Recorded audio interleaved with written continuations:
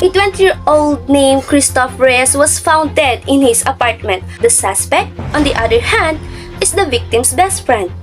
Hans Guerrero, the suspect, surrendered himself to the police. The 19-year-old suspect stated his motive was rooted in quote-unquote Orwellian system or the country's social credit system. Another day, another crime. In today's episode, let us all witness the story of friendship that became a bloody case as a product of anger and insecurity.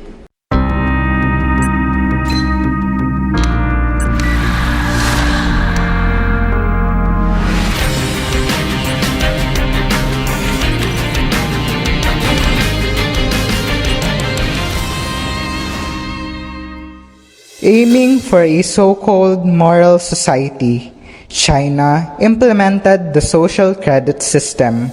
This system is a combination of government and business surveillance that gives citizens a score. Everybody is measured by score between 350 and 950. Every action you take, everything you will say, and everywhere you will go will be tracked and scored accordingly. You are even responsible for the action of your family and friends. If you or they do a terrible things, it will link to your national identity card. A score of 700 is considered as good, but around 500 is not. It says that because of this system, it helps to improve the quality of life, to balance their spending habits, and doing things that are good and valuable. Hoy, Christoph, ano na naman tong pagpapakatuta na nakita ko sa internet na nirepost mo? Talaga ba? Seryoso ka? Okay lang sa'yo na dagdagan yung tax para sa mga minimum wage earners? Talaga ba? Puring-pure? Chill ka lang. Chill? Ano ba kasi magagawa yung tahol ng tahol mo dyan sa Twitter? At saka isa pa, hindi ka naman papakinggan sa reklamo mong wala namang kwenta. Okay po, noted po. Kunwari na lang, hindi ko alam na ginagawa mo to para mapataas yung score mo sa social credit. Ay, okay na nga yan. Through various data gathered in someone's personal accounts, such as his bank and social media accounts, and also via millions of surveillance cameras scattered throughout the whole country, publicly praising the Chinese government, donating blood, paying bills on time, taking care of elderly, and many more will make your score higher. While committing traffic violation, criticizing government, and other related activities will lower your score. In the eyes of the government, Christoph is a good person, while Hans is the other way around. Mabilis lang yung process ng university na in-applyan natin. Kakapasa lang natin ng requirements pero enroll na tayo. Ha? Enrolled ka na agad? Oo. Di ba sabay tayo nagpasa? Akala ko nga enrolled ka na rin eh. Hindi, kasi sabi nila sa akin, tatawagan na lang daw nila ako kapag enrolled ako. Yan ko nga. Check mo yung email mo. Eh hanggang ngayon wala pa rin. Bakit paano mangyari yun? Check mo mamaya. Hindi ko alam. Those who got higher score will have the privileges that the government offers to them, like being prioritized in colleges and universities, cheaper public transportation, shorter waiting time in hospital, discount, and tax breaks, while the other one shall be banned on flights and high-speed trains, or even banned from getting a bank loan, getting an exit visa, losing access to public universities, and a chance to be humiliated by putting their faces with their information on a large screen. Christoph, alam mo ba yung nangyari? Teka, ba't nandyan yung mukha ko? Bak? Ang laki? Ano nandyan? Ano meron? Ayan o, nakadisplay yung mukha mo kahiya-hiya. Nakikita ng maraming tao. At saka lumayo ka nga sa akin. Simula ngayon, hindi na tayo magkaibigan. Social credit system drew various ethical dilemmas concerning privacy and freedom of expression. It is interesting to know the factors and reason that led to this dilemma. Building trust is one of the reasons, according to the Chinese government, as it encouraged people to act more responsibly. Whether it's an issue involving poor food quality, pollution, or employers who underpay their staff, Chinese society has trust issues. According to the Chinese government's targets for 2014, maintaining trust is frequently not appropriately rewarded, which makes it costly to violate trust more often than not. Another one, it is one of the communist attempts to use artificial intelligence and greater computing capacity to monitor and control the Chinese populace.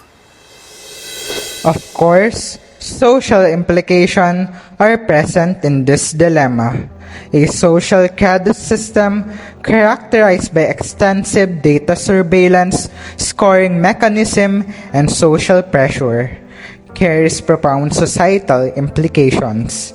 It poses a significant threat to individuals' privacy, fostering an atmosphere of constant surveillance and self-censorship. The pressure to conform to social norms and maintain a high score can stifle diversity of thought and expression. There's a risk of discrimination and bias, potentially exacerbating inequalities within society. The lack of transparency and accountability in scoring methods can lead to widespread confusion and power imbalances, while the emphasis on scores overshadow genuine trust and relationships. Over time, such a system could reshape societal norms and values, with far-reaching consequences for personal freedoms and the overall character of society. It is important to question the moral and ethical issues surrounding innovation in science and technology, because these two have the capability of making many innocent people suffer. Science and technology strive to make our lives more efficient and not the other way around. Even the most cutting-edge innovation are not worth jeopardizing someone's right to privacy and freedom of expression. Minds and warriors should subscribe to building rapport and shouldn't be a propaganda tool or even a source of discrimination, red tagging, and prejudices. We, as a part of society, still must abide by the existing laws and regulation to punish a person.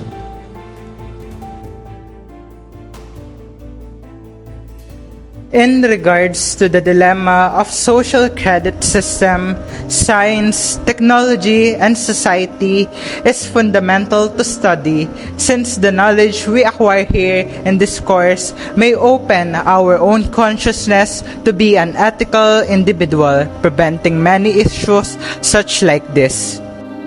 Denoting the SDS teaches each learner the value of accountability, responsibility, and alertness if someone's invention already produce harm to society in general, such as social credit system, which is originated in China that surpasses citizen privacy.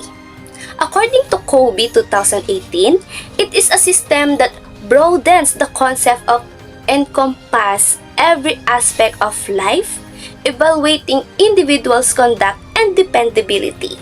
Hence, the system omits one privacy for the fact that someone is evaluating an action. With this concern, it is needed to address this problem. That is why there is this course. If there is no consciousness or insight about these facts, will someone voice for it?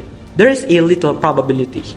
Despite the knowledge may be used for destruction, what we can benefit from knowledge is even more important.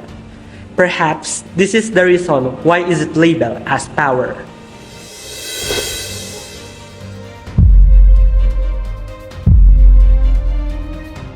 Christoph, mag-usap tayo. Ano ba narinig yung sinabi ko kanina? Pakinggan mo na O sa binibingihan ka lang? Kasi, Labas! Labas! kasi ako. Ano ba? Alam ko, Christoph, pero kasi importante to. Pakinggan mo na kasi ako. Papakinggan kita. May nakita akong magandang offer sa internet. Nabasa ko. Magandang loan to sa bangko. Di ba dati, pangarap lang nating magtayo ng negosyo? Di ba? Pero, kailangan ko kasi ng tulong mo. Kailangan ko, Christoph, ng tulong mo. Kasi, naban ako sa pag-loan sa bangko. Alam mo na yung dahilan noon?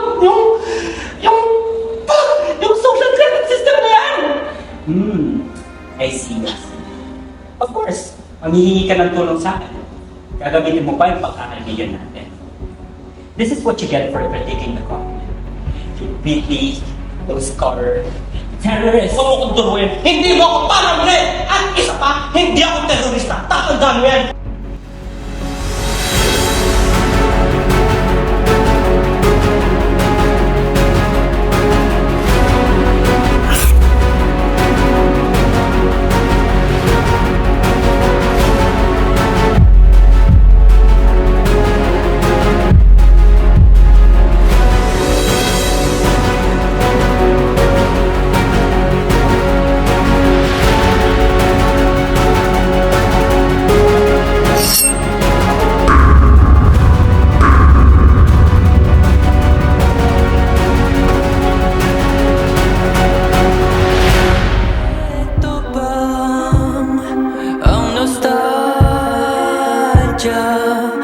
Na inyong inaasam, halika't balikan. Thank you for tuning in with us today.